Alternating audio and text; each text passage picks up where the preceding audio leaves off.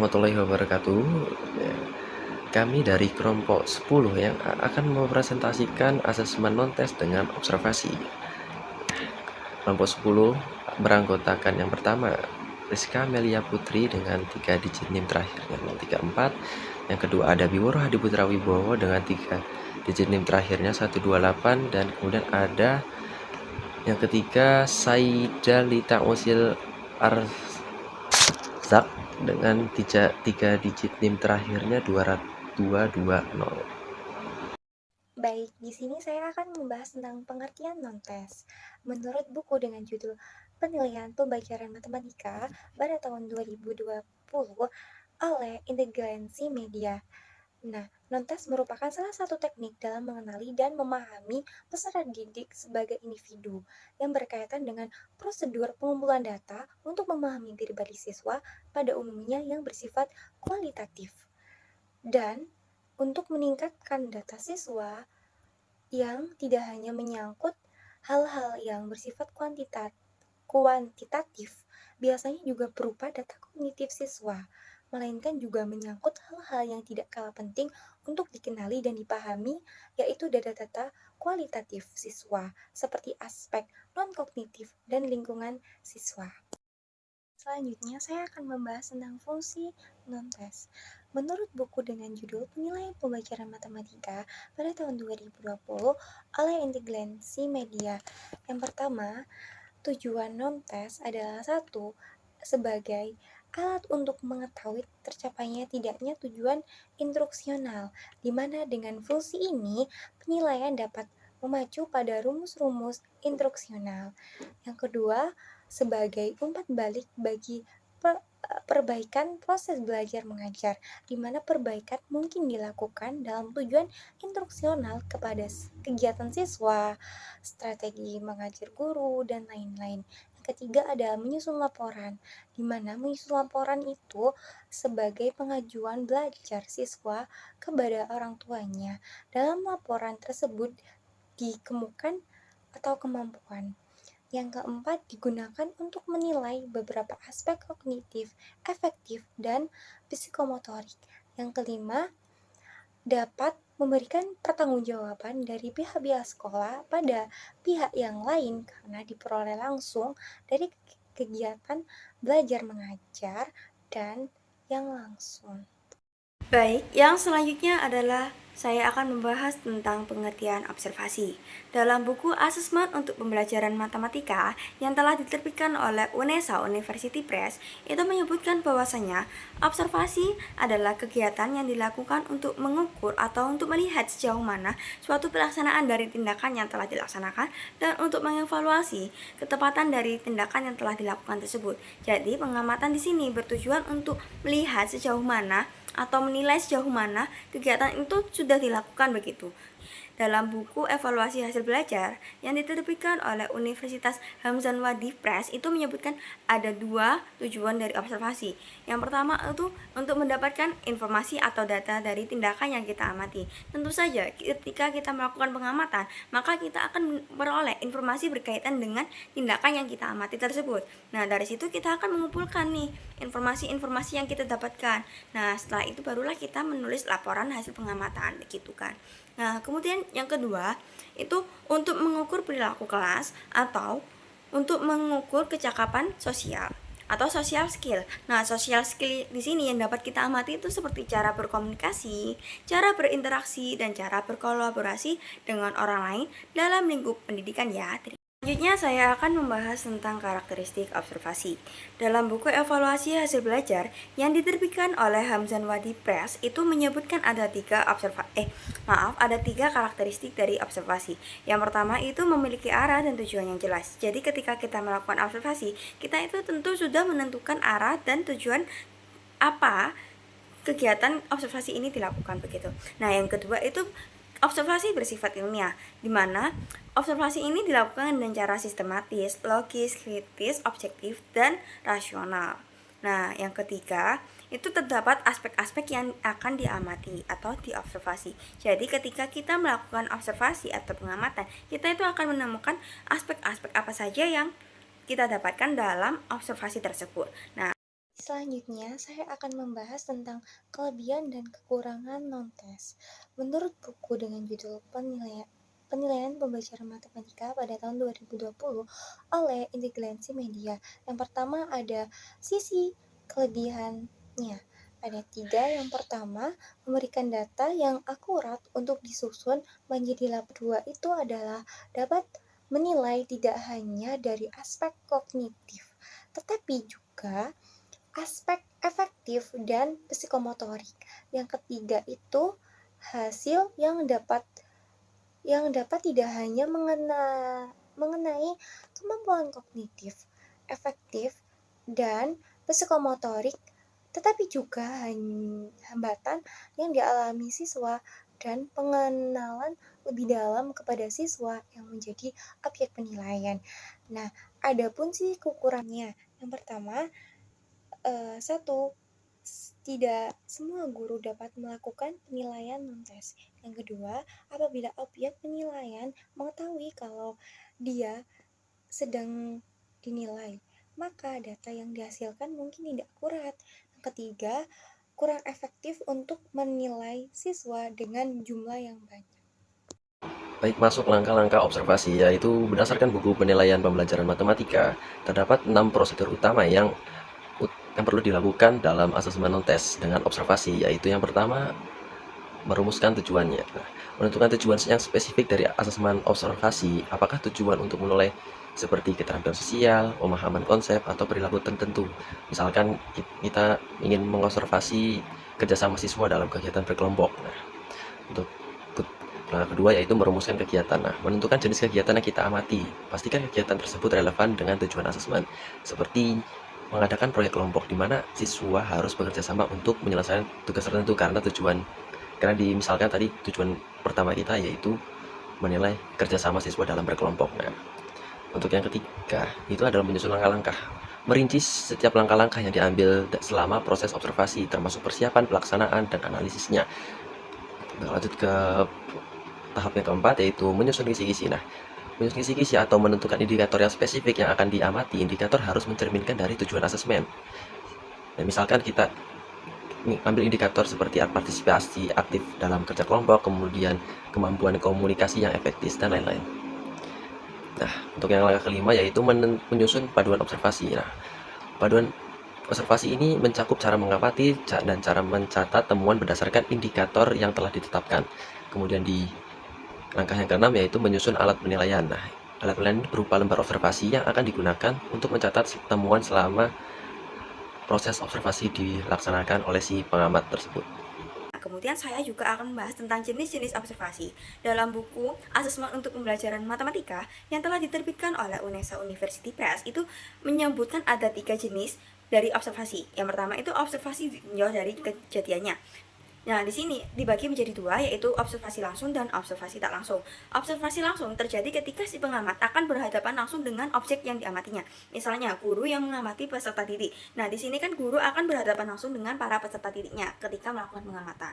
Nah, yang kedua, observasi tak langsung. Observasi tak langsung ini terjadi ketika si pengamat tidak akan berhadapan langsung dengan objek yang diamatinya. Misalnya, pengamat mengamati foto atau video dokumenter yang ia tonton atau yang ia lihat, begitu. Kemudian jenis yang kedua adalah observasi ditinjau dari perangkatnya. Di sini dibagi menjadi 2 juga, yaitu observasi sistematik dan observasi non sistematik.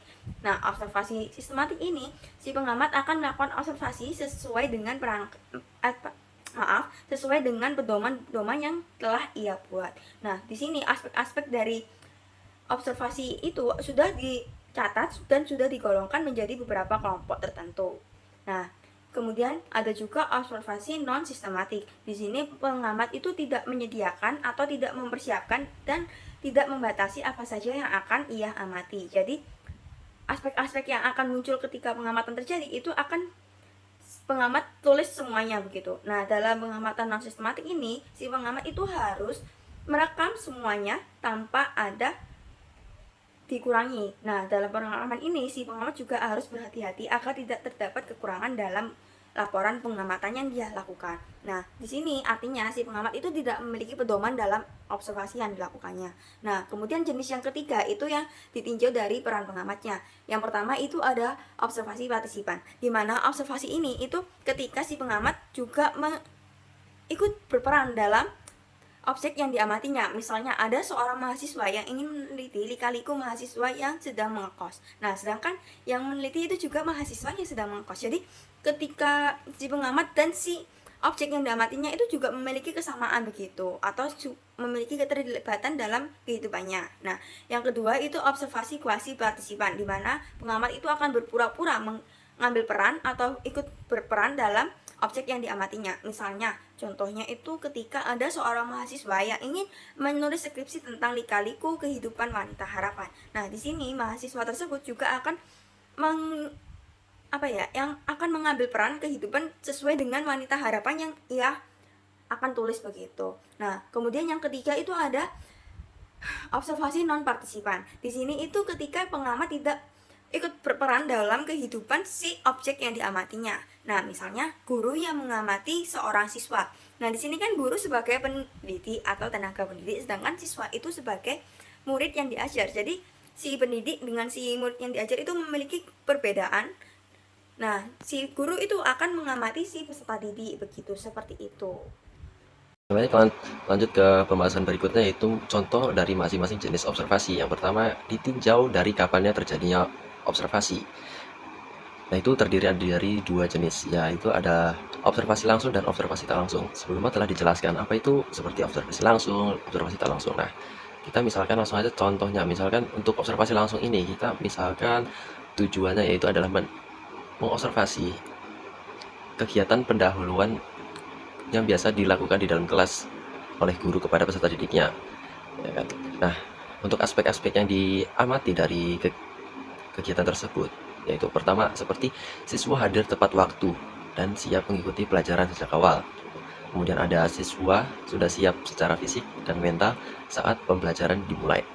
Yang observasi tak langsung sendiri yaitu kan sudah dijelaskan sebelumnya, seperti kita observator tersebut sedang mengamati tidak secara langsung, bisa melalui video maupun secara live streaming. Nah, untuk aspek pengamatan bisa sama, cuma objeknya yang membedakan antara observasi langsung dan tak langsung. Misalkan di sini guru menyampaikan materi dengan jelas, runtut, dan mudah dipahami oleh siswa. Nah, kegiatan-kegiatan inti yang ada pada video tersebut itu apakah guru telah menyampaikannya dengan jelas?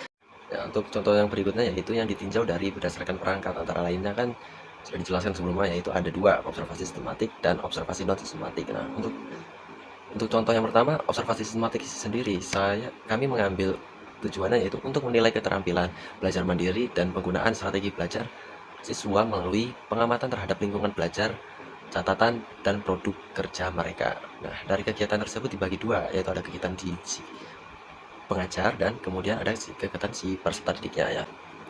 Untuk langkah-langkah observasinya sendiri, itu yang pertama, pengamat dalam melakukan observasi berada di tempat yang memungkinkan dapat melihat kegiatan pengajar dan peserta didiknya.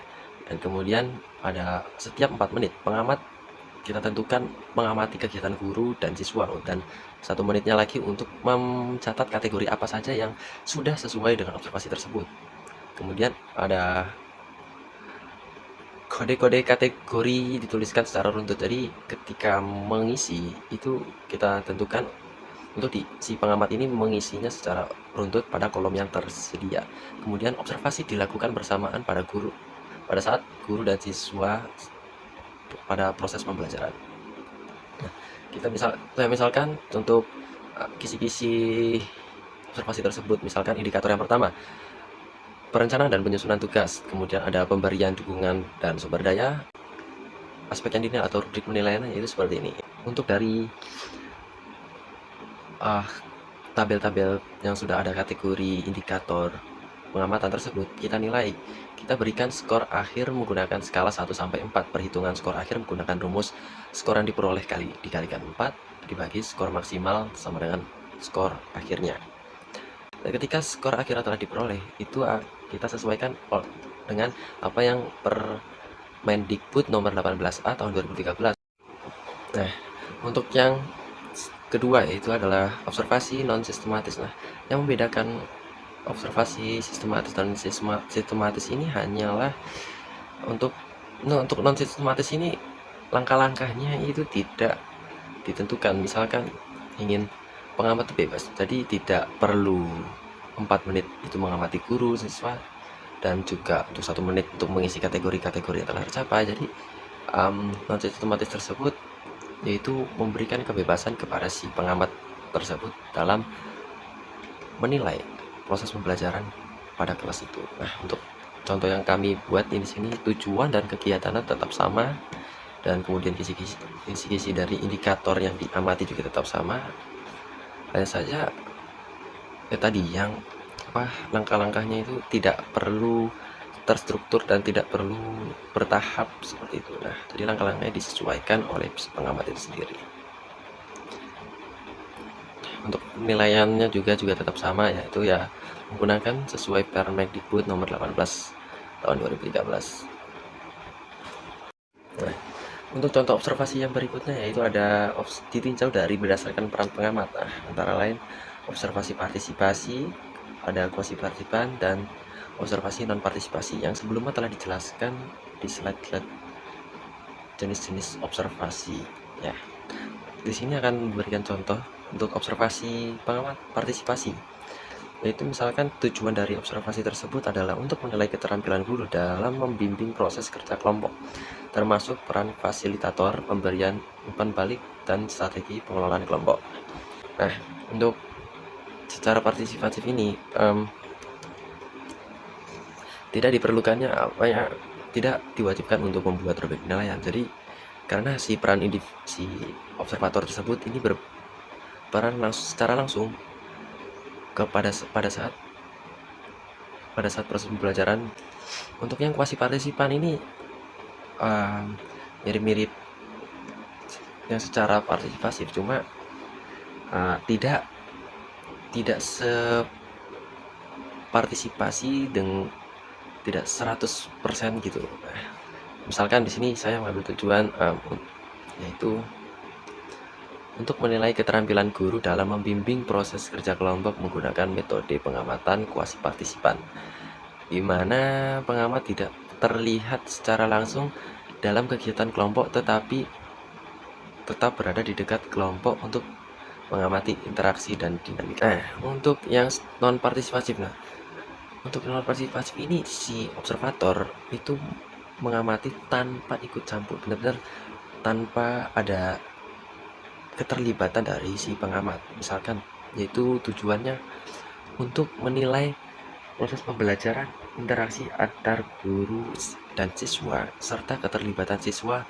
dalam kegiatan belajar di kelas. Misalkan kita ambil indikatornya yaitu kesiapan guru, keterlibatan siswa, pengajarannya gimana, kemudian ada pengelolaan kelas dan manajemen waktunya. Nah, dari indikator-indikator tersebut dikembangkan menjadi aspek pengamatan, yaitu kelas dimulai tepat waktu ya atau tidak gitu. Nah, kemudian ada pemaparan materi dengan baik. Jadi untuk secara partisipatif ini si pengamat maupun si guru ini tidak terjun secara langsung dalam proses pengamatan. Nah, jadi hal yang cocok untuk partisipatif ini adalah seperti yang telah ada di layar ini. Contohnya seperti menjaga keterlibatan kelas, menggunakan waktu yang efisien, dan metode pengajaran yang sesuai. Nah, baik, untuk pertanyaan yang pertama, bagaimana penjelasan lebih lanjut dari skor 1 sampai 4 pada penilaian observasi? Ya, penilaian kelompok dari pertanyaan dari kelompok 6. Nah, jawabannya yaitu seperti yang telah memang untuk di pedoman penilaian observasi kemarin belum dijelaskan lebih lanjut. Nah, jadi untuk yang dimaksud dari angka 1 sampai 4 itu misal didapat nilai 1 itu untuk tidak pernah apabila tidak melakukan, jadi tidak melakukan sama sekali. Untuk yang nomor 2 ini kadang-kadang, jadi apabila kadang-kadang melakukan dan sering tidak melakukan, jadi aktivitas yang diamati itu masih sangat kadang-kadang atau jarang. Nah, untuk yang nomor 3 itu adalah sering, jadi apabila sering melakukan sesuai pernyataan dan kadang-kadang tidak melakukan. Jadi sering ini untuk nilai nomor 3. Untuk yang keempat yaitu selalu. Jadi apabila selalu melakukan sesuai pernyataan, jadi akan mendapat nilai 4. Itu selalu, itu sangat-sangat memenuhi kriteria. 3 itu sering, ya kadang masih ada tidaknya walaupun masih sedikit, seperti itu. Untuk informasi penilaian 1-4 pada observasi ini diambil dari jurnal pengolahan hasil non-tes angket, observasi, wawancara, dan dokumenter yang ditulis oleh Rima Damayanti, Nuril Huda, dan Dina Hermina. Ya, untuk pertanyaan dari kelompok 9, bagaimana pembuatan asesmen non-tes dengan observasi jika tidak sesuai langkah-langkah ya? Tentunya jika melakukan sesuatu yang tidak sesuai prosedurnya, apalagi sudah ditetapkan, ya berdasarkan buku penilaian pembelajaran matematika kan sudah dijelaskan sebelumnya kalau langkah-langkah dari melakukan asesmen observasi ini yang diawali merumuskan tujuan, merumuskan kegiatan, menyusun langkah-langkah, menyusun kisi-kisi, menyusun panduan observasi, dan menyusun alat penilaian itu harus secara runtut ya. Mungkin hal yang sebaiknya lebih untuk diperhatikan itu bukan di langkah-langkah, melainkan ada beberapa yang harus diperhatikan oleh si pengamat dalam melaksanakan observasi. Menurut buku penilaian pembelajaran matematika, ya, yaitu ada yang pertama, pengamat hendaknya memiliki pengetahuan yang cukup mengenai objek yang diamati. Kemudian ada pengamat hendaknya memahami tujuan mengapa dilakukannya observasi tersebut. Kemudian ada perlu diperhatikan lagi cara dan alat yang digunakan pada saat mencatat data. Kemudian perlu diperhatikan kategori gejala yang diamati, apakah digunakan skala tertentu atau sekedar mencatat frekuensi munculnya gejala tanpa klasifikasi tingkatannya. Mungkin hal-hal tersebut yang sebaiknya diperhatikan oleh pengamat dalam melakukan observasi, bukan hasil dari apakah boleh dilakukan langkah-langkah tidak sesuai prosedur. Tetap harus sesuai prosedur. Untuk pertanyaan selanjutnya dari kelompok 5, yaitu bagaimana pembuatan pedoman skor pada asesmen non-tes dengan observasi ini. Ya, telah dijelaskan sebelumnya di presentasi kami, yaitu kita harus menentukan tujuan terlebih dahulu, kemudian ditentukan kegiatan. Nah, dari kegiatan tersebut kita ambil indikator-indikator yang ingin kita amati. Kemudian dari indikator tersebut kita buat kalimat pertanyaan yang bisa dijadikan sebagai aspek pengamatan telah memenuhi kategori tertentu atau tidak. Nah, jika sudah kita memiliki aspek-aspek pengamatan tersebut, kemudian kita nilai. Nah, dari penilaian tersebut sudah termasuk dalam penskoran pada asesmen non-tes dengan observasi yang telah dijelaskan sebelumnya. Sesuai buku penilaian pembelajaran matematika maupun jurnal dari Rima Damayanti, Nuril Huda, dan Dina Hermina tadi yang telah dijelaskan sebelumnya. Selanjutnya, izinkan saya untuk menjawab pertanyaan dari kelompok 8. Apakah observasi ini efektif jika subjek yang diamatinya banyak? Maka jawaban yang dapat kelompok kami berikan adalah observasi dapat menjadi efektif meskipun subjek yang diamatinya itu banyak, namun hal ini tergantung pada beberapa faktor. Nah, menurut Ashimasana, itu dalam pelaksanaan observasi penting untuk memiliki fokus yang jelas dan sistematis dalam proses pengamatannya. Karena jika observasi dilakukan dengan baik, maka si pengamat itu dapat mengumpulkan data yang relevan dan akurat meskipun melibatkan banyak subjek. Baik, yang selanjutnya saya akan menjawab pertanyaan dari kelompok 4. Bagaimana cara mengatasi kekurangan yang ada dalam observasi?